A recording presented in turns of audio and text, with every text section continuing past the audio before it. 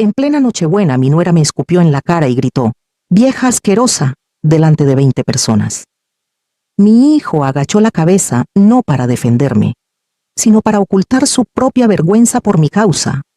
Pero lo que me hizo decidir recuperarlo todo no fue esa humillación, sino lo que descubrí apenas unas horas después. Me escupió directamente en la cabeza. Yo estaba de rodillas en el suelo y sentí aquel líquido, tibio y espeso, caer sobre mi coronilla, abriéndose paso entre mis canas. No estaba frío ni caliente, era simplemente denso y humillante. La sala entera con sus 20 invitados enmudeció. Los villancicos se apagaron. El tintineo de los cubiertos y las copas cesó por completo. Mi hijo Álvaro se quedó sentado inmóvil como una estatua. La mirada de su mujer lo había congelado en la silla. En ese silencio aterrador, solo oía los latidos de mi propio corazón, y me pregunté, ¿cómo hemos llegado a esto? Empecemos por el principio para que sepáis lo que ocurrió de verdad. Si me estás escuchando, no olvides dejar un comentario para saber que sigues ahí, acompañándome en esta historia. Todo comenzó la tarde anterior con un sonido que ya me era familiar, el chirrido de un coche frenando bruscamente frente a la cancela. Beatriz había vuelto. Entró en casa como un torbellino y ladró una orden. «Mamá, mañana vienen 20 invitados. Asegúrate de tener la comida lista temprano».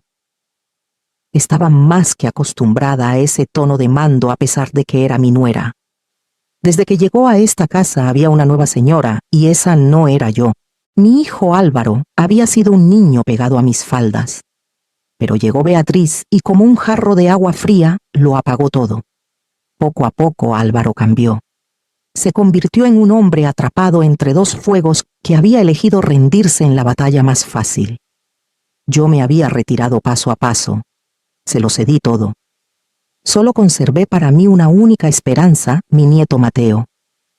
Quizá por Mateo, y quizá por los viejos recuerdos de Carlos, acepté aquella orden.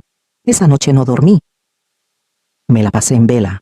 Casi al amanecer conseguí cerrar los ojos un instante. Los golpes secos de Beatriz en mi puerta me despertaron. La fiesta comenzó poco después.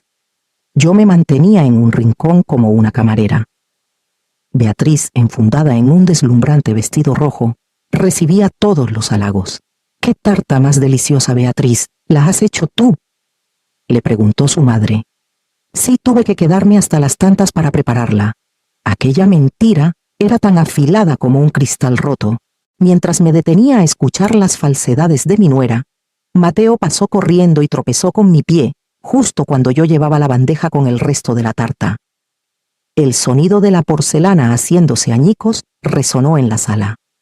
Migas de bizcocho y azúcar glass volaron por los aires aterrizando directamente sobre el vestido de seda rojo de Beatriz. Su perfección había sido destruida. «Por Dios, ¿pero qué has hecho?», gritó. Torpemente me arrodillé en el suelo. «Lo siento, hija. Ha sido Mateo». Siempre con excusas siseó. La culpa siempre es de otros. Se acercó su sombra cubriéndome por completo. Me arrancó la servilleta de las manos. «Vieja asquerosa». Y fue entonces cuando lo hizo. Aún no puedo explicar por qué delante de tanta gente, y siendo yo al fin y al cabo su madre. Pero me dije a mí misma que debía aguantar, que la Nochebuena debía transcurrir en paz, aunque para mí ya no la hubiera. Levanté la cabeza no en un gesto de desafío, sino por puro reflejo. Vi cómo todos los ojos se clavaban en mí. Algunos desviaron la mirada incómodos. Otros me observaban con una lástima barata. Y en un rincón vi a la hermana de Beatriz conteniendo una sonrisita de desdén. Pero no me importó. Sus miradas no tenían peso. Solo me importaba lo que pensaba mi hijo. Busqué los ojos de Álvaro, y cuando los encontré me quedé helada. En la mirada de mi hijo no había ira hacia su mujer, ni compasión hacia su madre. Había vergüenza, vergüenza pura y egoísta. Se avergonzaba de tener una madre arrodillada en el suelo con el pelo sucio, arruinando su fiesta perfecta. En ese instante, yo no era su madre humillada. Yo era la fuente de su humillación. Algo dentro de mí murió. Con calma tomé otra servilleta limpia y me la pasé por el pelo. Mi mano no temblaba.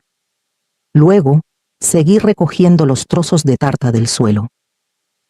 Cuando los invitados se hubieron marchado entre murmullos de incomodidad, Álvaro se acercó a hablar conmigo. No me miró a los ojos, miró la pared que había detrás de mí. Su voz monótona confirmó lo que yo ya había visto en su mirada.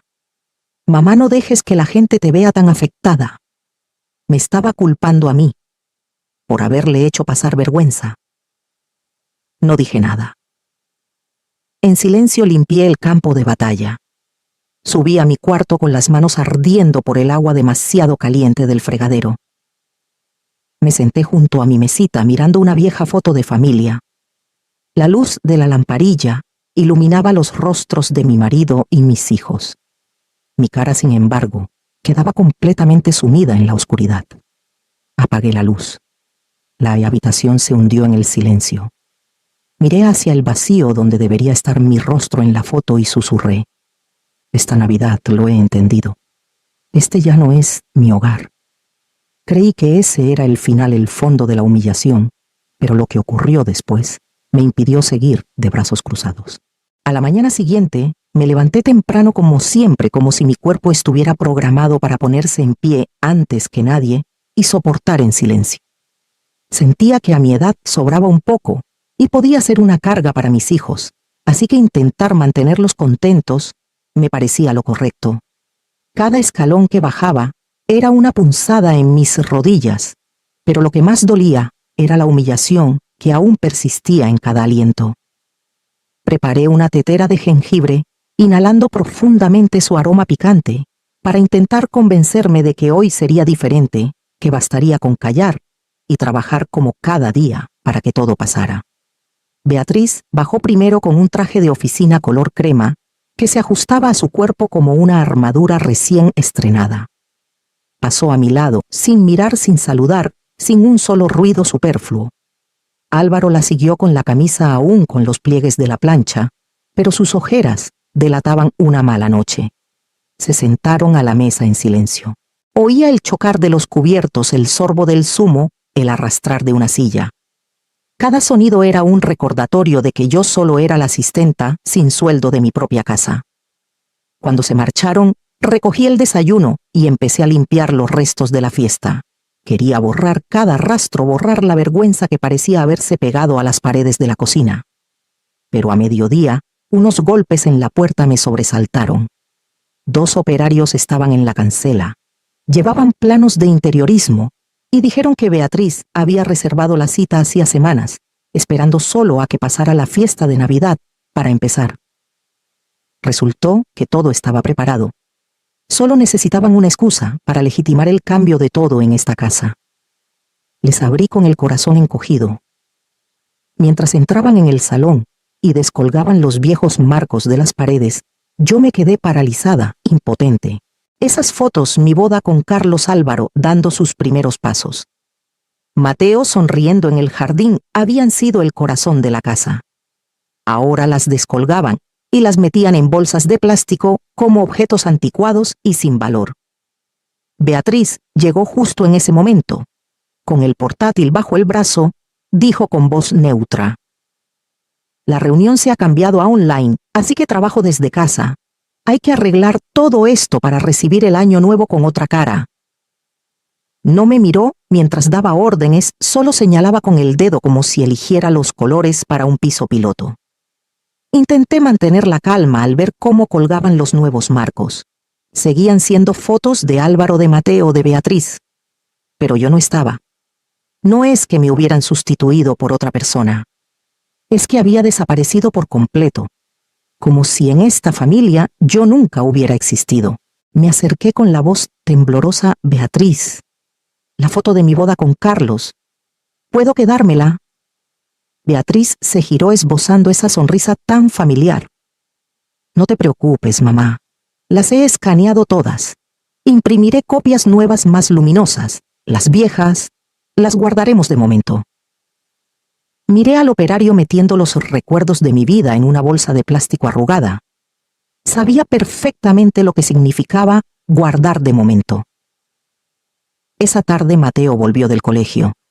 Se quedó parado en el umbral con la mochila ladeada. No corrió a abrazarme como siempre. Me miró fijamente durante un largo rato y luego me apretó la mano con suavidad. Abuela, anoche oí a papá y a mamá hablar. Mamá dijo que te irías a otro sitio, un sitio más bonito. Me quedé helada. Un niño de 6 años no entiende la palabra deshacerse, pero entiende la pérdida.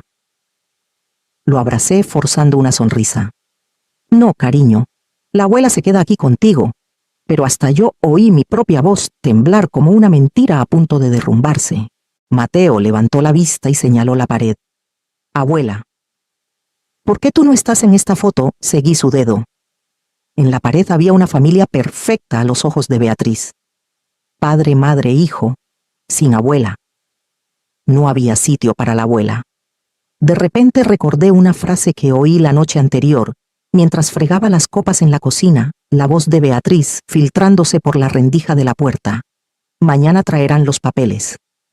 En ese momento pensé que eran papeles decorativos, papeles de regalo, cualquier cosa. Pero ahora lo entendía. Papeles relacionados conmigo, con esta casa, con quién se quedaba y quién debía marcharse. Esa noche, cuando la casa se sumió en el silencio, bajé a la cocina. Sabía que habían tirado las fotos viejas a la basura. Metí la mano y saqué la bolsa de plástico. Aún conservaba el frío del fondo del cubo.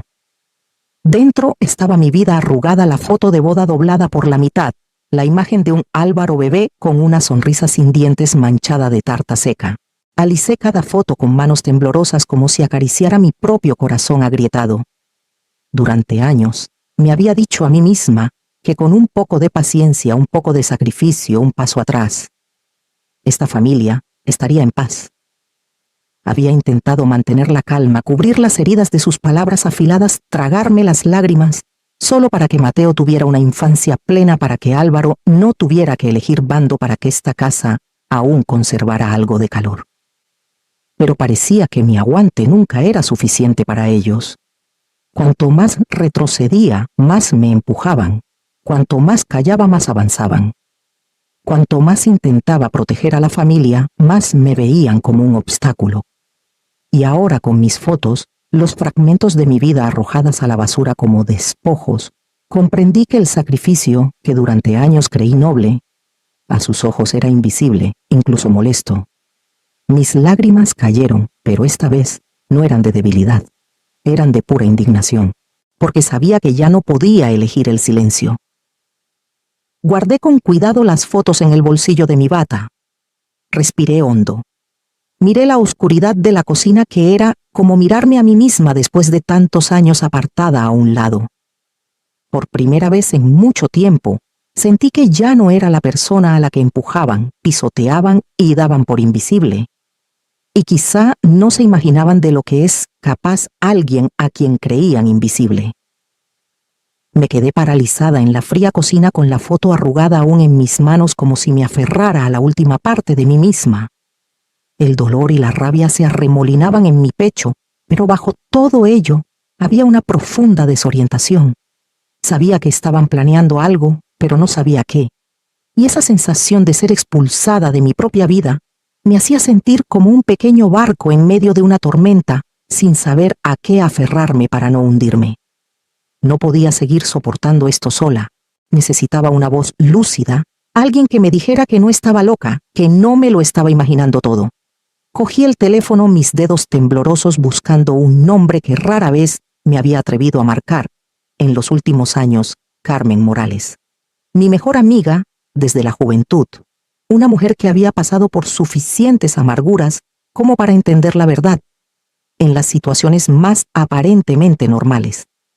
Quedé con ella en una pequeña cafetería del casco antiguo, donde las luces amarillas siempre transmitían una sensación de seguridad. En cuanto entré, Carmen me reconoció y la preocupación se dibujó en su rostro. Dios mío, Rosa, qué mala cara tienes. Cuéntame qué pasa. Esa simple frase hizo que el muro que había construido durante años se derrumbara en un instante.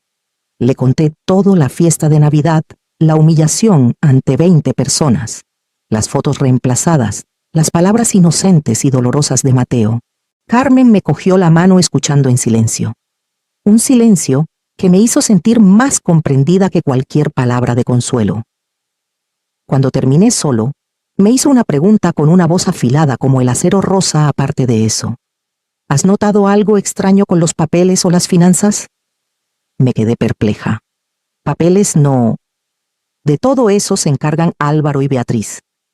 Dicen que es para que yo no tenga que ir de un lado para otro. Carmen negó con la cabeza su mirada tan seria que me dio un escalofrío. A veces nuestro amor es nuestra mayor ceguera rosa. Vuelve a casa y revisa todo inmediatamente. Todos los papeles, libretas de ahorro, las escrituras de la casa, cualquier documento legal. No esperes a que sea demasiado tarde. Sus palabras se me clavaron como un gancho. Regresé a casa al atardecer. La luz de las farolas que se filtraba por las ventanas hacía que la casa pareciera a la vez familiar y extraña. No había risas en la cocina ni nadie en el salón. Supuse que habrían salido a cenar. Fui directamente al antiguo despacho de Carlos, donde siempre habíamos guardado los documentos importantes de la familia. Abrí el cajón de roble. Todo seguía ordenado, pero cuando metí la mano en el fondo donde siempre había estado la carpeta azul con las escrituras de la casa, solo toqué un vacío helado. Revolví todo con el corazón martillándome en el pecho, pero ya no estaba. Se las habían llevado. Justo en ese momento oí un coche detenerse fuera. Me sobresalté, cerré el cajón a toda prisa y me oculté en la rendija de la puerta entreabierta. Las siluetas de Beatriz y Álvaro aparecieron en el salón, sus voces llegando a través del pasillo, lo justo para que yo oyera cada palabra. ¿Estás seguro de que no sospecha nada?, preguntó Álvaro con un tono lleno de ansiedad. Beatriz soltó una risita cargada de suficiencia. Te preocupas demasiado. Es una anciana, no sale de la cocina. Todo está saliendo según el plan. El corazón se me encogió. El plan. Entonces oí su voz bajar de tono fría como el metal. El abogado dice que solo falta que firme el último papel mañana y estará hecho. La casa estará a nuestro nombre. La venderemos, pagaremos las deudas y nos mudaremos a un sitio mejor. Ya he elegido una residencia de ancianos, está muy bien. Una residencia de ancianos. Esas palabras fueron como un cubo de agua helada en la cara. Me tapé la boca para ahogar el sollozo que me subía por la garganta. Toda la rabia y la humillación de la mañana se condensaron en algo frío y aterrador. Retrocedí sin hacer ruido. Volví a mi habitación, como una sombra me senté al borde de la cama y saqué la foto arrugada del bolsillo. Ver mi propio rostro doblado por la mitad me hizo un nudo en la garganta. Durante años había aguantado, había retrocedido, me había sacrificado para que la familia estuviera en paz, y sin embargo, para ellos, mi existencia era lo primero que había que eliminar. Alicé la foto. Mis lágrimas no caían por debilidad, sino por una ofensa que había superado todos los límites humanos. Miré la oscuridad frente a mí, sintiendo que me enfrentaba a la versión de Rosa que había olvidado durante años, la mujer fuerte, la que sabía defenderse, la que no estaba dispuesta a ser borrada de nuevo. Si ellos me borran de la foto, susurré, con una calma escalofriante, yo los borraré de las escrituras. No era un juramento. Era la verdad que acababa de descubrir. Había llegado el momento de que yo tomara las riendas de mi vida de nuevo. Y justo cuando dejé la foto sobre la mesa, oí un ruido muy leve en el pasillo, como si alguien acabara de retirar un pie del suelo de madera y retrocediera asustado. Un escalofrío me recorrió la espalda. No era yo quien los estaba espiando. Al parecer, alguien me estaba espiando a mí. Giré la cabeza lentamente con el corazón desbocado. En la penumbra del pasillo, algo se acababa de mover muy despacio y en silencio, como si la guerra que yo creía que acababa de empezar, en realidad, ya estuviera mucho más avanzada. Aquel susurro en la oscuridad: si ellos me borran de la foto, yo los borraré de las escrituras, no se desvaneció como una frase al aire, sino que se me aferró durante toda la noche como una brasa que no calienta, pero que te impide dormir. Di vueltas en la cama, escuchando cada crujido de la casa, intentando reunir fuerzas de algún lugar olvidado de mí misma. Pero cuando empezó a amanecer, ya no me quedaba energía para fingir fortaleza. Entré en el baño, encendí la luz y casi me derrumbo al verme en el espejo, los ojos hundidos, el pelo revuelto, el rostro reseco, de alguien que ha aguantado demasiado. Me apoyé en el lavabo jadeando, y de repente rompí a llorar con sollozos ahogados que parecían la confesión final de mi cuerpo, admitiendo que estaba demasiado cansado para seguir fingiendo. Tardé varios minutos en enderezarme. Lavarme la cara con agua fría no me despejó, pero al menos disimuló mi derrumbe. Me puse la ropa más decente que tenía como una vieja costumbre para mantener una apariencia digna, aunque por dentro estuviera rota. Al entrar en la cocina, Beatriz bajaba por la escalera. Su mirada se detuvo un instante en mi inesperado arreglo. ¿A dónde vas tan temprano?, preguntó con un tono distraído por puro formulismo. Respondí con suavidad. Salgo un momento a provecho y paso por la iglesia. Ella se encogió de hombros sin sospechar nada. A sus ojos, yo solo era una vieja que no hacía otra cosa que cocinar e ir a misa, y ese desprecio era el disfraz perfecto para ocultar que hoy por fin estaba saliendo de mi propia sombra. Realmente pensaba ir a la iglesia, pero al pasar por el centro un letrero familiar me hizo detenerme el banco. No tenía ningún plan, pero una extraña sensación, una especie de intuición, me detuvo. Durante años había dejado que Álvaro y Beatriz se encargaran de los papeles por confianza, por comodidad, por pensar que así la familia estaría en paz. Pero hoy, en medio del caos silencioso de mi casa, entre las cosas que había visto y oído, sin saber aún cómo llamarlas, me di cuenta de que ya no sabía qué tenía que había perdido o desde cuándo. Me quedé un buen rato frente a la puerta del banco apretando el asa del bolso, y luego, como empujada por el viento, entré. Una joven empleada me reconoció al instante con una sonrisa, pues llevaba 40 años siendo clienta. «Buenos días, señora Rosa. ¿Cómo está? ¿En qué puedo ayudarla?» La familiaridad en su voz me tranquilizó un poco. «Necesito revisar una información de mi cuenta. ¿Podrías imprimirme todos los movimientos recientes, por favor?» Intenté hablar con naturalidad como si fuera algo casual. La empleada tecleó unas líneas y en lugar de girar la pantalla imprimió una copia y la puso delante de mí. Y en la primera línea, junto a mi nombre, estaba el de Álvaro Delgado. Sentí que el suelo firme del banco se volvía inestable bajo mis pies. Yo nunca pedí añadir a nadie, susurré. Esta era la cuenta mía y de mi marido. Él ya falleció. La empleada tragó saliva. Sí. Pero en el sistema consta su firma actualizado en el Hospital San Rafael en octubre del año pasado. Octubre. El hospital. El día que me desmayé por agotamiento con la cabeza dándome vueltas por la deshidratación. El día que Beatriz se quedó a mi lado trayéndome un fajo de papeles que, según dijo, eran trámites del seguro. Miré la firma impresa en el papel. Era lo bastante parecida como para engañar a cualquiera, pero no era la mía. Mi letra era redondeada suave. Esta era afilada y ligeramente inclinada. Una sonrisa seca, dolorosa y amarga se escapó de mis labios. Resultaba que llevaban tiempo borrándome de mi propia vida de forma silenciosa y deliberada. Salí del banco en silencio. El viento había empezado a soplar colándose helado entre mis dedos. Caminé despacio, intentando ordenar mis pensamientos confusos. Los 2 días siguientes pasaron con una pesadez abrumadora. Mantuve una apariencia normal para no alertar a nadie. Seguí cocinando, limpiando, llevando a Mateo al colegio, preguntando con la misma amabilidad de siempre. Pero en mi cabeza, las puertas se habían abierto cada palabra, cada gesto, cada mirada de Beatriz, y Álvaro llevaba implícita una pregunta. ¿Hasta dónde habían llegado? La segunda noche, al pasar por el trastero, me detuve. La puerta estaba entreabierta, no como yo la dejaba siempre. La empujé suavemente y abrí el armario.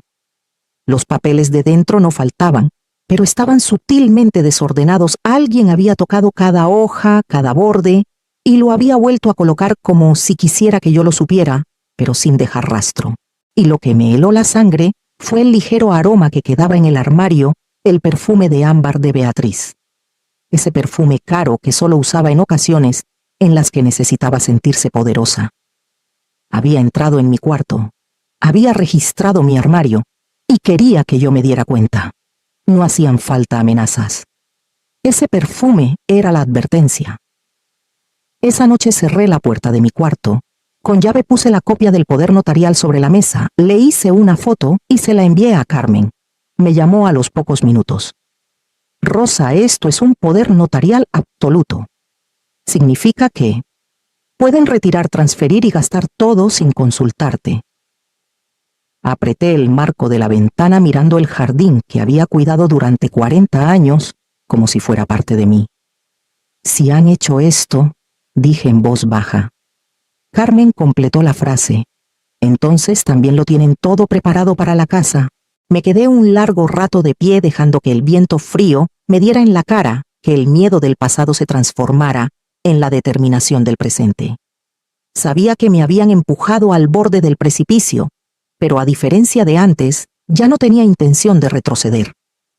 Cuando apagué la luz para dormir al correr la cortina, una luz tenue desde el salón me llamó la atención. No era la luz de una lámpara, sino algo que se movía fuera de mi campo de visión. Contuve la respiración. A esas horas Beatriz y Álvaro dormían. Mateo también. Pero abajo se oía un ruido muy leve como el de un cajón de madera al abrirse y cerrarse. Había alguien en el salón, y parecía que estaba tocando el archivador de mi marido. Me quedé inmóvil en la oscuridad con el corazón latiendo con fuerza. No era yo quien los espiaba. Eran ellos, quienes habían empezado a espiarme a mí. Tras colgar con Carmen me quedé sola en mi habitación, con las manos aún temblorosas y el corazón acelerado, como si mi cuerpo aún recordara los meses en los que solo supe resignarme. Pero extrañamente, el miedo ya no me paralizaba como antes. En su lugar, una calma lenta se apoderó de mí, como cuando alguien ha estado en el fondo tanto tiempo que se da cuenta de que no hay un lugar más bajo al que caer. Sabía que no podía enfrentarlos directamente. Beatriz era demasiado astuta y Álvaro demasiado débil para oponerse a nada.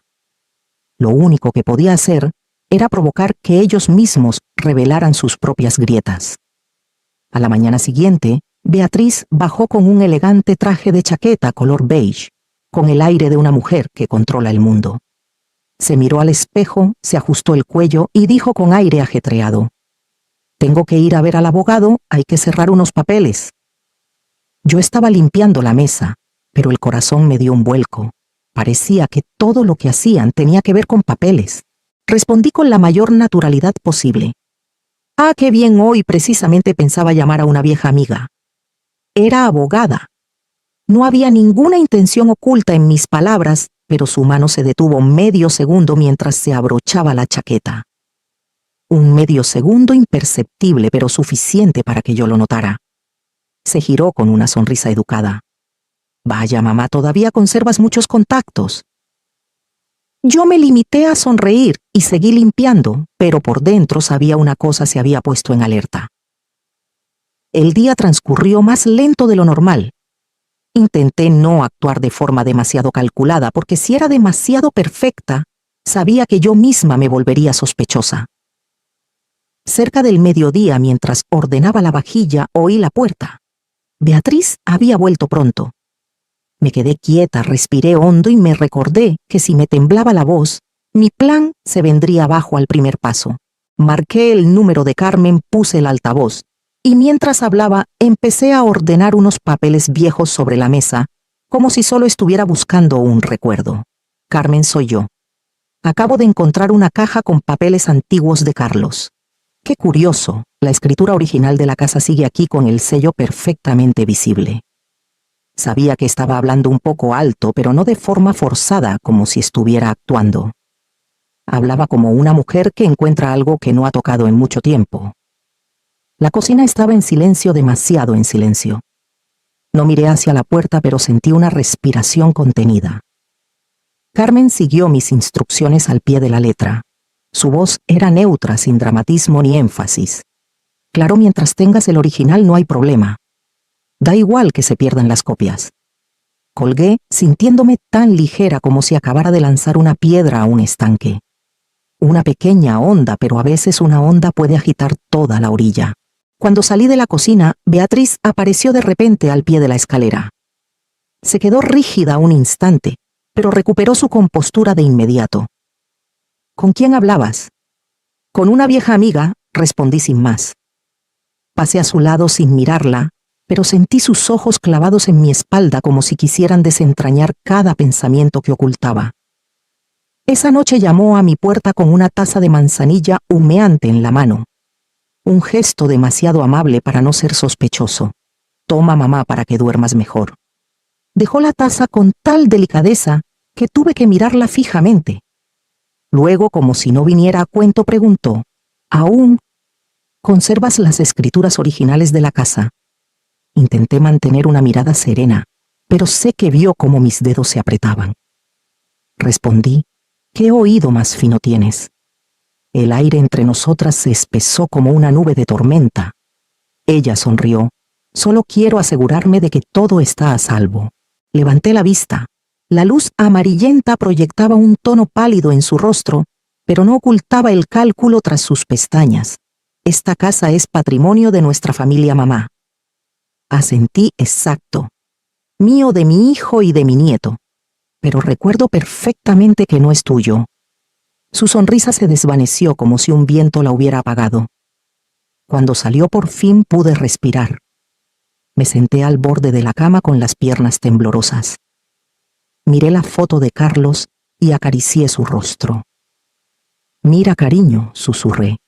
Yo eduqué a nuestro hijo con amor, pero esta mujer lo está educando con astucia y cálculo. No lloré. Las lágrimas no servían de nada ahora. Abrí el teléfono y escribí una nota. Ha empezado a tener miedo, pero cuando un tramposo tiene miedo se vuelve más temerario. Al día siguiente, di el siguiente paso, pero de una forma menos forzada.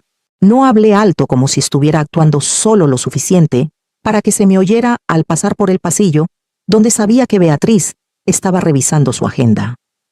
Carmen, sí, mañana a las 10 en el Café Sol. Te llevaré los papeles originales para que les eches un vistazo. Lo dije con la naturalidad de una anciana que queda con una amiga, sin levantar sospechas. Al día siguiente, a la hora acordada, estaba sentada en el Café Sol. No miré a mi alrededor buscando a Beatriz. Si me estaba siguiendo, encontraría su propia manera de hacerlo. Y así fue. Cuando el camarero me trajo la cuenta para firmar, vi una nota al pie del ticket. Una mujer con una chaqueta beige acaba de preguntar si tenía usted una cita aquí. No me sobresalté. Solo sonreí levemente. No necesitaba sentarse cerca para vigilar. Era más lista de lo que pensaba. Carmen llegó, se sentó y hablamos con total normalidad. Solo al final, cuando dije lentamente que es increíble lo sofisticadas que son algunas falsificaciones de firmas, vi que el camarero me lanzaba una mirada dubitativa y luego susurró: hace un momento había alguien aquí cerca escuchando, pero se ha ido muy rápido. Sabía quién era. No necesité girarme. Cuando volví a casa esa noche, al abrir la puerta de mi habitación, noté algo extraño al instante. El cajón de la cómoda estaba ligeramente abierto, el marco de la foto de Carlos, un poco torcido, y el fajo de fotocopias viejas que había dejado a propósito a la vista, había desaparecido. Abrí el armario. No faltaba nada, pero un ligero aroma flotaba en el aire, el perfume de ámbar de Beatriz. Ese perfume que solo usaba cuando necesitaba sentirse segura o demostrar que tenía el control. No había ninguna nota amenazante, ninguna palabra de odio garabateada, pero ese perfume era más aterrador que cualquier amenaza escrita. Había entrado en mi habitación, se había llevado lo que creía que era mi única prueba, y quería que yo supiera que ella lo sabía. Me quedé un largo rato de pie en la penumbra, con la mano sobre el cajón revuelto, sintiendo un escalofrío recorrer mi espalda. Pero en lugar de miedo, Me susurré a mí misma, de acuerdo. Esto significa que hay entrado oficialmente en el juego. Y fue entonces cuando mi contraataque empezó de verdad. Esa noche antes de apagar la luz me asomé a la ventana, y en la oscuridad del jardín vi el brillo de la pantalla de un móvil lo suficiente para distinguir la silueta de una persona de pie inmóvil, con la mirada fija en la ventana de mi habitación. Capítulo 6. Los susurros malignos. Esa noche no dormí. La imagen de aquella silueta en el jardín, con la luz del móvil reflejando un rostro indefinido, era un mensaje claro de que todo había ido mucho más allá de mis cálculos iniciales. Me quedé detrás de la cortina en absoluto silencio, y en ese momento supe que Beatriz ya no actuaba solo en la sombra. Había entrado de lleno en la batalla. Y yo, aunque nunca lo hubiera querido, tenía que plantarle cara. A la mañana siguiente, el ambiente en casa había cambiado de una forma inexplicable. Beatriz bajó las escaleras con una calma aterradora. Álvaro la seguía con el rostro de no haber dormido y los ojos algo enrojecidos. Mateo desayunaba casi sin hablar. Yo observaba en silencio con el corazón latiendo despacio, pesado como si presintiera una desgracia. Beatriz se sentó, le sirvió gachas a Mateo y dijo con una voz dulce como la miel: ¿Has dormido bien, Mateo? El niño asintió, pero me miraba de reojo. Le sonreí para tranquilizarlo, pero en ese instante capté la mirada de Beatriz, afilada como una cuchilla llena de alerta de defensa. Ella lo sabía, o al menos creía que yo tenía algo que la amenazaba. Y no iba a permitir que eso existiera. Cerca del mediodía oí una conversación en voz muy baja en el salón. Iba a bajar, pero al llegar al principio de la escalera me detuve. Una parte de mí, el instinto débil de una madre, no quería oír cosas terribles sobre mí misma. Pero la otra parte, la que había sido reprimida durante demasiado tiempo, me obligó a escuchar. Era Álvaro quien hablaba en voz baja. No estoy seguro. Mamá está un poco rara últimamente. Pero meterla en una residencia ¿no es demasiado? Beatriz susurró, pero oí cada palabra, cada matiz de su entonación. Tienes que pensar primero en tu hijo. ¿No ves cómo tu madre deambula por ahí estos días? El otro día una vecina me dijo que la vio en la calle hablando sola. Y lo de los papeles. ¿De verdad crees que está en su sano juicio? Quise reírme. Aquella no era mía, ya había empezado a esparcir rumores. Yo nunca había salido a la calle a hablar sola, pero una frase suya bastaba para convertir una mentira en una verdad, a medias, una fantasía a medias. Esa era su táctica sin levantar la voz, solo sembrando una semilla de duda. Álvaro guardó silencio un largo rato. Luego suspiró. Sí, si lo que dices es verdad, entonces necesita mejores cuidados. El corazón se me encogió como si alguien me lo estrujara. Mi hijo, el hombre al que había criado con mi vida entera, ahora se ponía del lado de la mujer que quería borrarme de mi propia existencia. Beatriz continuó con una voz suave, casi como un arrullo. Yo arreglaré los papeles. Solo necesito tu firma. Mamá muestra signos de demencia, la gente lo entenderá. Retrocedí unos pasos aferrándome a la barandilla para no caerme. Sabía que Beatriz era retorcida, pero no imaginé que actuaría tan rápido y con tanta contundencia. Creía que yo le llevaba un paso de ventaja al hacerla dudar sobre las escrituras. Pero resultó que ella no necesitaba disputarme los papeles. Quería eliminarme de la casa de una forma mucho más simple y limpia. Volví a mi habitación, cerré la puerta con llave y me apoyé en la pared. Intenté respirar hondo, pero el aire se me cortaba como si alguien me estuviera estrangulando. Abrí el teléfono con la intención de llamar a Carmen, pero me temblaban tanto las manos que no acertaba a marcar. Me obligué a calmarme porque entendía una cosa: cuando tu oponente se vuelve temerario, el más mínimo error puede arrastrarte a un callejón sin salida. Por la tarde, todo transcurrió con una normalidad aterradora. Beatriz me habló más de lo habitual, incluso me invitó a ver la televisión con ella. No dijo nada directamente, pero cada sonrisa, cada mirada contenía el mismo mensaje: sé que lo sabes, y también sé que no puedes hacer nada. Al anochecer llegó el verdadero golpe. Una vecina de toda la vida, la señora Laura, llamó por teléfono. Apenas descolgué, oí su voz vacilante. Rosa. Hay una cosa. Esta mañana Beatriz ha pasado por mi casa. Me ha dicho que últimamente estás un poco desorientada, que sales a pasear y te olvidas de cómo volver. ¿Estás bien? No pude responder de inmediato. Sentí una opresión en el pecho. Beatriz había ido casa por casa, a cada vecino, a cada persona que me conocía desde hacía décadas. Había construido la historia de que yo ya no estaba lúcida. Estaba preparando el terreno para llevarme sin que nadie hiciera preguntas. Cuando colgué el teléfono, las piernas casi me fallaron. Había previsto muchas cosas, pero no que atacaría mi honor, mi dignidad y la confianza que había construido durante tantos años. Creía que había entrado en una batalla de ingenio, pero mi oponente estaba dispuesta a llegar mucho más lejos de lo que yo jamás habría imaginado. Esa noche tarde, al pasar por el despacho, oí la voz de Beatriz tan baja que parecía un susurro. Lo haremos mañana, cariño. Mamá ya no está estable. He hablado con el centro. En cuanto firmes, vendrán a buscarla. Me quedé detrás de la puerta completamente paralizada. Me iban a ingresar en una residencia. Decía que yo no estaba estable. Me estaba borrando de mi propia vida de forma legal, suave, limpia, sin dejar rastro. Y en ese instante entendí algo. Yo creía que estábamos jugando al ajedrez. Pero en realidad, Beatriz llevaba mucho tiempo jugando la partida entera. Y su siguiente movimiento era echarme de esta casa. Volví a mi cuarto, me senté en la cama y apreté las manos. En mi rostro ya no había pánico, solo un silencio profundo, frío y claro. Si pensaban que estaba tan débil como para dejar que me desecharan como un trasto viejo, entonces estaban a punto de enfrentarse a la versión de mí que ellos mismos habían creado. Y justo cuando apagué la luz, oí el suave rodar de unas ruedas de maleta desde el salón. No era mi maleta, ni la de alguien que se preparaba para un viaje.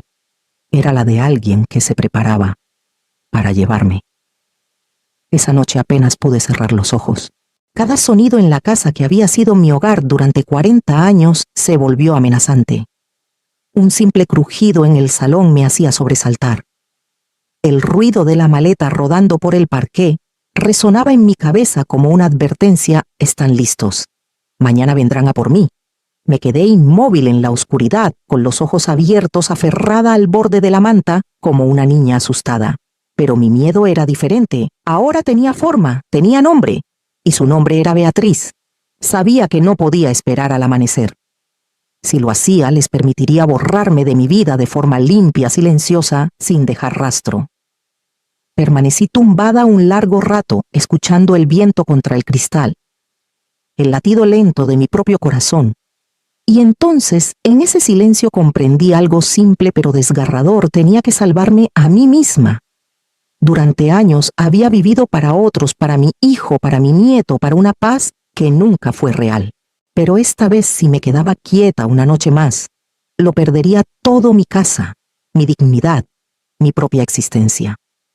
Me levanté en silencio, sentándome al borde de la cama, hasta que mis piernas dejaron de temblar. Respiré hondo y empecé a meter algunas cosas en un bolso pequeño: mis medicinas, mi documentación, algo de efectivo y la foto de Carlos, la única que Beatriz no había arrojado al pasado. Miré la habitación a la luz tenue que se filtraba por la cortina. Cada objeto era un recuerdo, y sin embargo, tenía que marcharme como una fugitiva.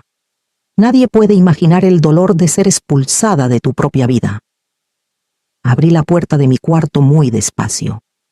La casa estaba a oscuras, solo una pequeña luz de emergencia iluminaba el pasillo. Oí la respiración suave de Mateo desde su habitación. El corazón se me encogió. Quería abrazarlo, besarle el pelo una vez más, decirle que la abuela no lo abandonaba.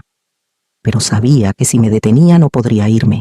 Y el corazón de un niño que ve a su abuela marcharse en mitad de la noche sufriría más que el mío ahora. Me di la vuelta en silencio. Bajé las escaleras sin encender la luz cada paso, como si caminara sobre alambre de espino. La cocina estaba fría, El salón también. Incluso esta casa que una vez fue mi hogar, ahora se sentía como una trampa a punto de cerrarse. Llegué a la puerta principal, giré la llave con cuidado de no hacer ruido. Al abrir una rendija, una ráfaga de aire nocturno y helado me recorrió la nuca. Temblé. Y en ese instante sentí el corazón romperse en 1000 pedazos. Era la primera vez que salía de esta casa, sin saber si algún día volvería. Cerré la puerta a mi espalda y caminé por la calle oscura. Cada paso pesaba el doble, no por la edad, sino por la humillación que cargaba sobre mis hombros. No me llevaba nada, ni siquiera el orgullo de ser madre. Beatriz había dicho a los vecinos que estaba desorientada, que deambulaba, y ahora yo caminaba en la noche cumpliendo exactamente con su mentira. Nunca en mi vida me había sentido tan pequeña. Caminé hasta casa de Carmen, que por suerte estaba a solo 4 calles. Pero cada paso era una herida. Recordé las comidas que había preparado, las navidades que dediqué a mi familia, las noches en vela haciendo tartas para mi nuera, las veces que esperé un simple gracias y solo recibí frialdad. Lo había dado todo para luego ser borrada como si nunca hubiera existido. Al llegar a la puerta de Carmen llamé suavemente por miedo a molestar. Pero cuando la puerta se abrió, la cálida luz amarilla se derramó hacia afuera y su rostro apareció lleno de preocupación. Mis piernas perdieron toda su fuerza. Rosa. Dios mío, ¿qué ha pasado? ¿Por qué vienes a estas horas? Quise responder, pero no me salía ni un sonido. Me quedé allí con el bolso pesado en la mano y las lágrimas por fin cayeron no con estrépito, sino como las de alguien que ha aguantado demasiado y ya no puede más. Carmen me abrazó, me hizo entrar y cerró la puerta como si me protegiera del mundo exterior. Tranquila, entra. Estás temblando. ¿Qué ha pasado? ¿Qué te han hecho? Solo negué con la cabeza. No es lo que me han hecho, es lo que iban a hacerme. Mi voz se quebró arañándome la garganta. Tenía que irme antes de que ellos me llevaran. Carmen me apretó los hombros, sus manos temblando de rabia por mí. ¡Ay, Rosa! ¿Cuánto has sufrido? Sufrido. Yo también quería preguntarme eso. ¿Qué había hecho mal para que mi nuera me viera como una enemiga y mi hijo creyera más en otros que en su propia madre? Me senté en el sofá con las piernas inertes y en ese momento, en la pequeña y cálida sala de la única amiga que me quedaba, supe que mi vida había pasado a una nueva página. No me quedaba nada más que la verdad, y esa verdad mañana tendría que convertirse en mi arma. Mini gancho al final del capítulo.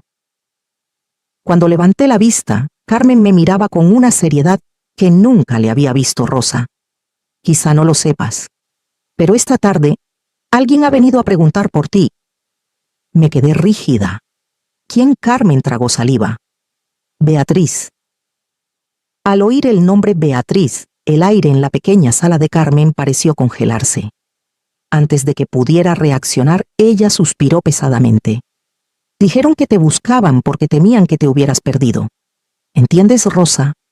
Están convenciendo a todo el barrio de que ya no estás lúcida.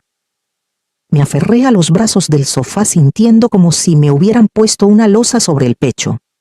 No llevaba ni 2 horas fuera de casa, y Beatriz ya había actuado con una rapidez que me dejó aturdida.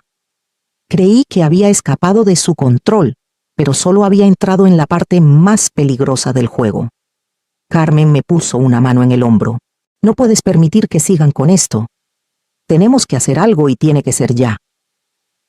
Cerré los ojos unos segundos dejando que el miedo se disipara para dar paso a la calma. No podía dejarme llevar más por las emociones. Ya había sufrido bastante. No voy a esconderme más, dije en voz baja. Voy a contraatacar. A la mañana siguiente, Carmen me preparó una taza de té de jengibre bien caliente. Bebí a sorbos pequeños intentando que mis manos dejaran de temblar. Aunque intentara parecer fuerte, la verdad era que había caminado en la noche como una persona sin hogar. Me había derrumbado en la puerta de mi amiga como alguien a quien su propia familia le ha arrebatado el derecho a existir. Pero esa mañana tenía que levantarme.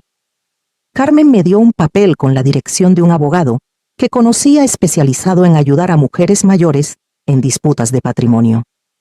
Se llama Armando Castillo. Con calma cuéntale todo tal y como lo has vivido. Deja que él haga el resto. Asentí. El camino a su despacho estaba a pocas calles, pero cada paso era como atravesar años de desprecio de su misión, de ser tratada como un objeto en la casa que yo misma ayudé a construir. El despacho del señor Armando estaba en un edificio antiguo, sin lujos, pero luminoso y ordenado. Me detuve unos segundos en la puerta para recuperar el aliento. Cuando le conté todo el poder notarial falsificado, el control de mis bienes, la campaña para declararme senil, la intención de ingresarme en una residencia contra mi voluntad. El señor Armando escuchó en silencio con el rostro cada vez más sombrío. Al terminar dijo lentamente cada palabra, como un martillazo sobre la mesa, señora Rosa. No solo quieren echarla de su casa, quieren anularla como persona. Sentí un escalofrío. Pero ha llegado justo a tiempo, continuó. Por suerte puedo ayudarla. Me incliné hacia adelante. ¿Qué es lo primero que debo hacer? El señor Armando puso un folio en blanco frente a mí. Debe redactar una declaración jurada sobre cómo fue engañada para firmar mientras estaba enferma y una solicitud para revisar legalmente ese poder notarial. En cuanto el banco reciba la solicitud, la cuenta quedará congelada temporalmente hasta que se verifique todo. La cuenta congelada. Eso significaba que Beatriz no podría tocar un céntimo más. Firmé la solicitud. Esta vez mi mano no tembló. Esa tarde el señor Armando me llevó al Hospital San Rafael, el lugar donde firmé por error el papel que me dio Beatriz. Sentí un nudo en el estómago al ver los pasillos blancos del hospital.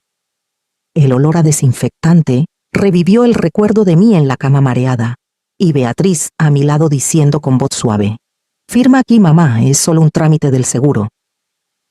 Encontramos a la enfermera que estaba de turno ese día.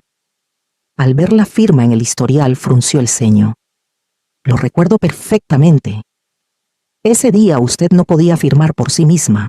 La otra señora dijo que firmaría por usted porque estaba muy mareada. El corazón me latió con fuerza.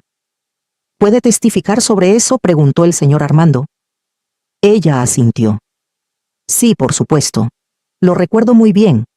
Era todo lo que necesitábamos. Cuando volvíamos a casa de Carmen sonó mi teléfono. Era Álvaro. Miré la pantalla un largo rato antes de contestar. Mamá, ¿dónde estás? ¿A dónde has ido desde anoche? Estamos muy preocupados. Lo interrumpí con una calma que ni yo misma entendía cómo podía mantener. Estoy bien. No me he perdido. Y no estoy loca. Mamá. ¿Por qué dices eso? Hijo, he estado con mi abogado. Hubo un silencio sepulcral al otro lado. Podía oír su respiración agitada. Mamá, ¿para qué necesitas un abogado para protegerme? Dije suavemente, y para proteger la casa que tu padre construyó con tanto esfuerzo. Silencio. Luego Álvaro suspiró un suspiro largo y pesado. Mamá, lo has entendido mal. Beatriz solo quería. No necesito tus explicaciones, lo corté. Solo necesitas saber una cosa, mañana volveré a casa, pero no para que me lleven a ningún sitio. Colgué. Carmen me miró con los ojos entrecerrados, llena de orgullo. Esa es la Rosa que yo conozco. Sonreí cansada. No, Carmen. Esta es solo Rosa, cuando por fin se da cuenta de hasta qué punto la han traicionado. Mientras miraba desde la ventana de Carmen hacia la casa que había abandonado en la noche, vi la silueta de Beatriz apoyada en su coche con los brazos cruzados y una mirada fría como el acero. Estaba esperando a que yo apareciera para terminar la partida que creía haber ganado. No sabía que el tablero había cambiado esa misma mañana. Y al verla desde lejos por primera vez en meses, ya no me sentí una víctima. Me sentí como una madre, que acababa de recuperar su poder. Mañana volvería a casa. Y mañana todo empezaría a cambiar. Me levanté más temprano de lo habitual, aunque apenas había dormido. La pequeña habitación de Carmen aún estaba a oscuras, pero yo me sentía más luminosa que la noche anterior. No una luz de alivio, sino la claridad de ver el único camino que me quedaba por delante, aunque estuviera lleno de trampas que nunca pensé enfrentar a mi edad. Carmen me sirvió un café caliente, su mano en mi hombro, un poco más de tiempo de lo normal. Hoy no estás sola, Rosa. Tienes a tu abogado, tienes pruebas y me tienes a mí. Asentí con el corazón encogido, sabiendo que esas palabras eran más importantes que cualquier documento legal. Nadie sabe lo aterradora que es la soledad de una madre que ha tenido que huir de su casa en mitad de la noche. Pero esa mañana decidí volver, y no para que me echaran de nuevo. Llegamos a la casa justo cuando salía el sol. El aire frío me hizo estremecer, pero por un momento sentí que entraba al juicio de mi vida. Frente a la cancela, el coche de Beatriz ya estaba aparcado. Ella estaba apoyada en la puerta con los brazos cruzados, el rostro impasible, pero con una mezcla de ansiedad y desafío en los ojos. Cuando bajé del coche de Carmen Beatriz, me examinó de pies a cabeza, como intentando adivinar qué sabía que había hecho, hasta dónde había llegado. ¿Ya has vuelto?, preguntó, forzando una normalidad que su voz ronca traicionaba. No respondí a su pregunta. Entré directamente en la casa sin pedir permiso ni disculpas. Esta era mi casa, mi juventud, mi esfuerzo, el lugar donde Carlos había puesto cada ladrillo. No necesitaba el permiso de nadie para volver. En el salón, Álvaro estaba sentado como si me esperara. Me miró con los ojos enrojecidos por el insomnio o la culpa. No lo sé. Quizá por ambas cosas. Mamá. ¿Dónde has estado? Estaba muy preocupado. Me senté en el sillón frente a mi hijo, dejando el bolso a mi lado, sintiendo cada músculo de mi cuerpo tenso como la cuerda de un violín. No tienes que preocuparte por mí, dije en voz baja pero clara. Tienes que preocuparte por ti. Álvaro se quedó inmóvil. Beatriz se colocó detrás de él con los labios curvados en una sonrisa de suficiencia. Tranquilízate, mamá. Solo queremos lo mejor para ti. Que deambules por la noche así. ¿Sabes lo que dice la gente en la calle? La interrumpí. Estás mintiendo. Y sabes que estás mintiendo. Un silencio glacial se apoderó de la sala. Nunca le había hablado así a mi nuera. Pero hoy yo no era la madre sumisa de ayer. Puse un sobre grueso sobre la mesa. Beatriz vio el logo del bufete de abogados y sus ojos se contrajeron en un reflejo que no pudo ocultar. He estado con el abogado Armando Castillo, dije casi en un susurro. Hemos presentado una denuncia por presunta falsificación en el poder notarial. El banco ha bloqueado la cuenta hasta que se investigue todo. Beatriz se enderezó visiblemente pálida, pero intentando mantener la compostura. ¿De qué hablas? ¿Creías que firmabas otra cosa? Es normal confundirse cuando se firman tantos papeles. Beatriz. La llamé por su nombre por primera vez sin vacilar. Si yo estuviera realmente confundida, no habrías necesitado ir casa por casa diciendo que lo estaba. Se quedó sin palabras. Álvaro se giró para mirar a su mujer, y por primera vez en meses vi en sus ojos la duda hacia la mujer, en la que había confiado ciegamente. Abrí lentamente el sobre y saqué el informe firmado por la enfermera del hospital. Ella lo recuerda perfectamente. Quien firmó no fui yo, fuiste tú. Beatriz levantó la barbilla con brusquedad, pero sus labios temblaban ligeramente. Álvaro me miró con la voz entrecortada. Mamá, ¿quieres decir que quien firmó fue tu mujer?, dije. Y tú te pusiste de su lado para echarme de esta casa. Un golpe asestado sin levantar la voz, pero que hizo añicos la habitación entera. Álvaro se quedó sin color.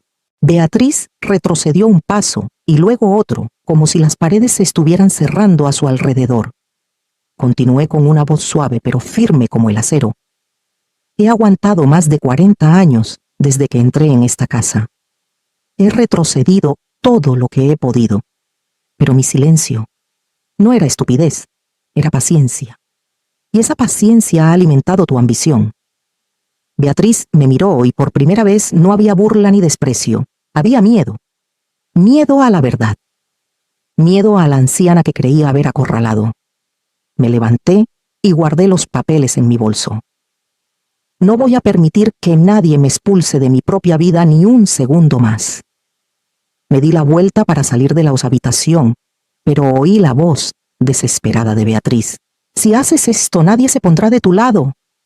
Giré la cabeza. Mi mirada ya no era de ira, sino de una belleza serena. No importa, dije. Nunca he tenido a nadie de mi lado. Y aún así, he seguido de pie hasta hoy. Beatriz se quedó helada. Álvaro agachó la cabeza. Hasta la casa pareció enmudecer como si acabara de presenciar una verdad demasiado tiempo oculta. Al salir del salón sonó el teléfono de Beatriz. La voz al otro lado resonó tan clara que me detuve en el pasillo. Señorita Beatriz, hemos recibido la solicitud de investigación de la señora Rosa. Necesitamos que se presente en el banco mañana por la mañana. Un silencio rígido lo cubrió todo. No me giré.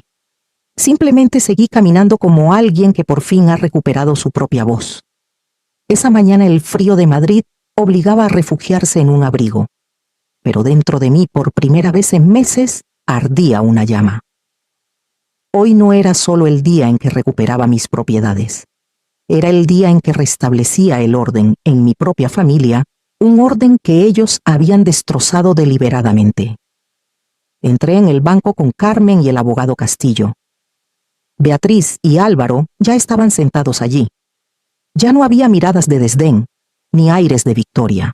Solo dos personas desorientadas, asustadas, y conscientes de que sus mentiras estaban a punto de salir a la luz. El banco habló primero. La voz del director de la sucursal resonó clara como el cristal clavando cada palabra en el ataúd de su plan fraudulento.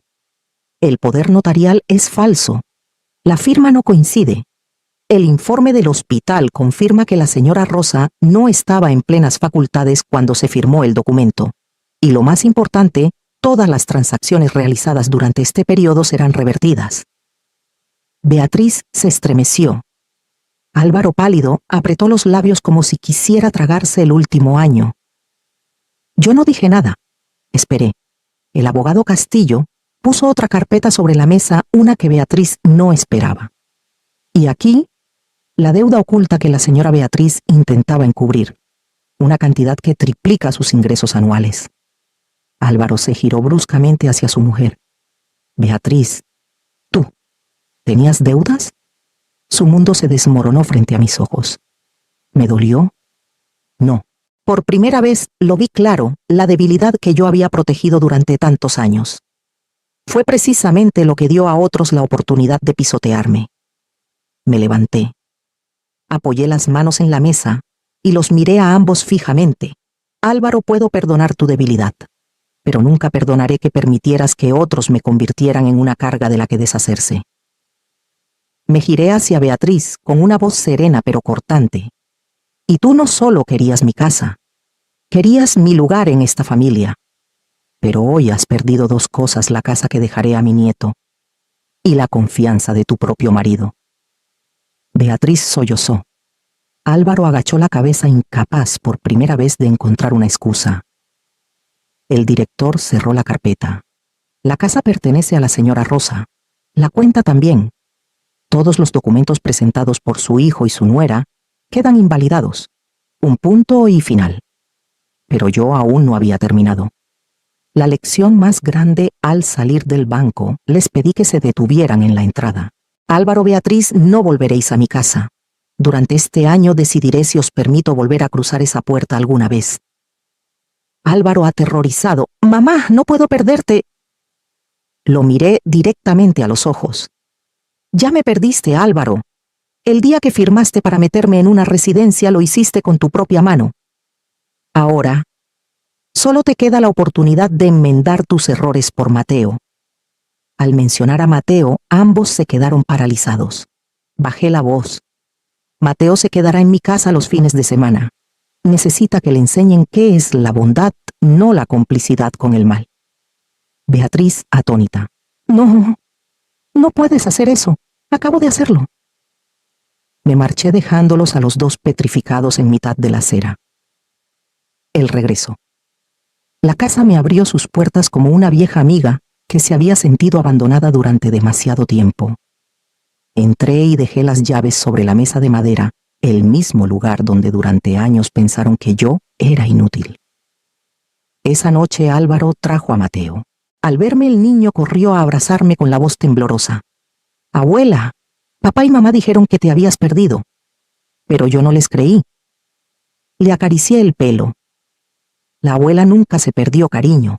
Solo estaba buscando el camino de vuelta a casa. Mateo levantó la vista con los ojos llenos de lágrimas, esos ojos que me impidieron rendirme. «Te quedarás aquí conmigo, ¿verdad? Sí. Y te enseñaré a ser una buena persona, para que nunca te conviertas en lo que son tus padres ahora». Me abrazó con más fuerza. Sentí cómo mi corazón, después de un largo viaje, por fin estaba en el lugar al que pertenecía. Y entonces ocurrió lo más satisfactoriente. 3 días después, recibí una carta. Era de la empresa de Álvaro. Lo habían suspendido de empleo por implicación en un acto de gestión fraudulenta del patrimonio familiar. Y Beatriz, su tienda de moda, se declaró en bancarrota. Al salir a la luz sus deudas, los proveedores que antes le daban crédito empezaron a reclamarle hasta el último céntimo. No fui yo quien se vengó. Fue la vida. Miré la carta y sonreí levemente.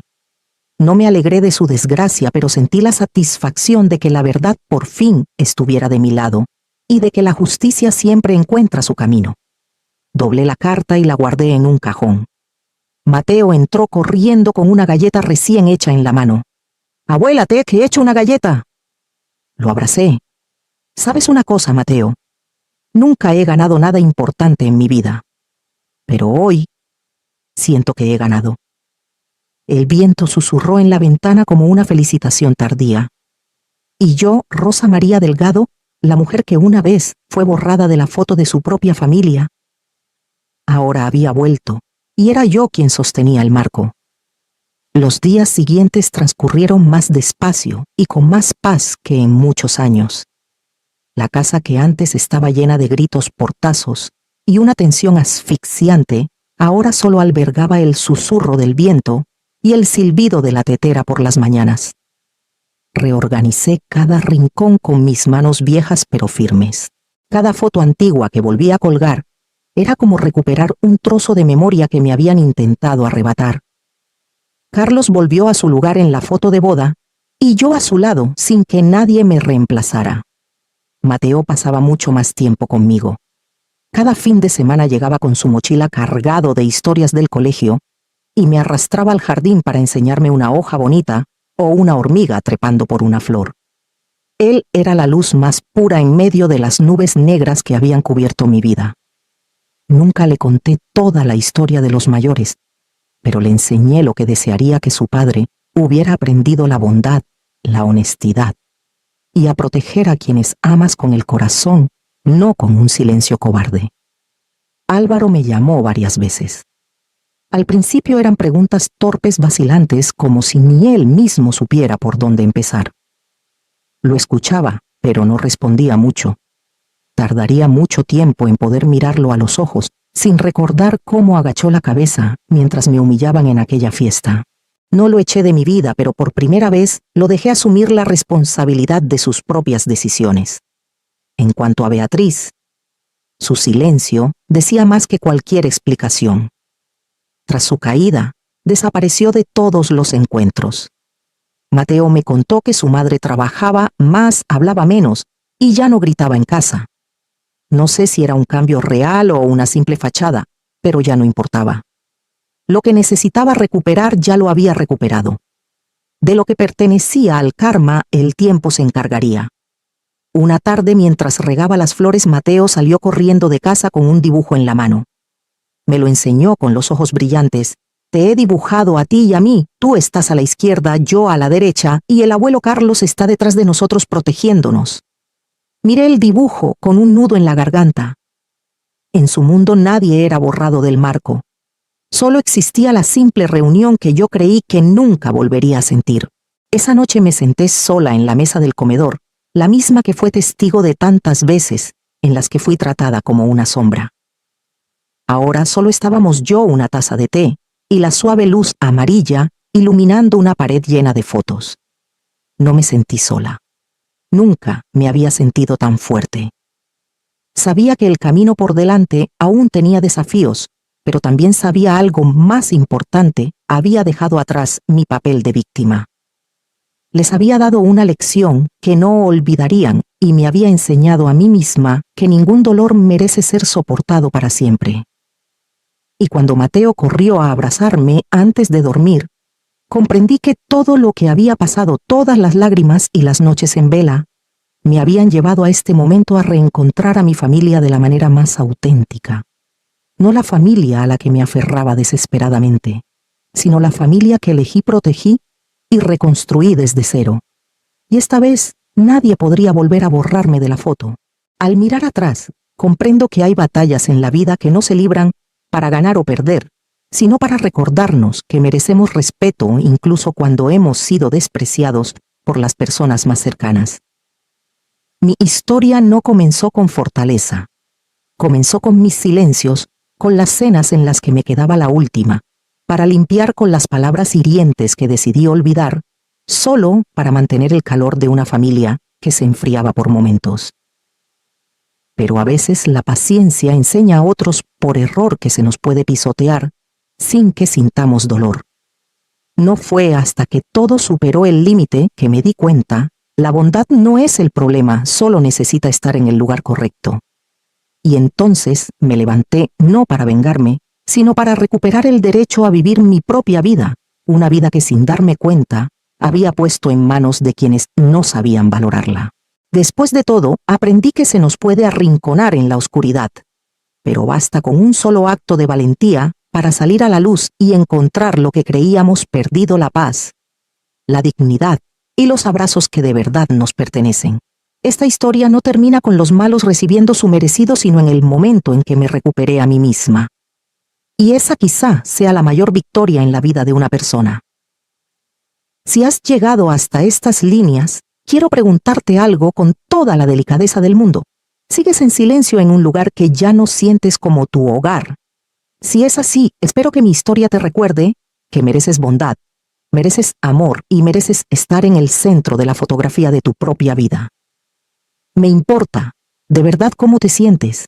Comparte algo en los comentarios, aunque solo sea una palabra, para saber que estás bien.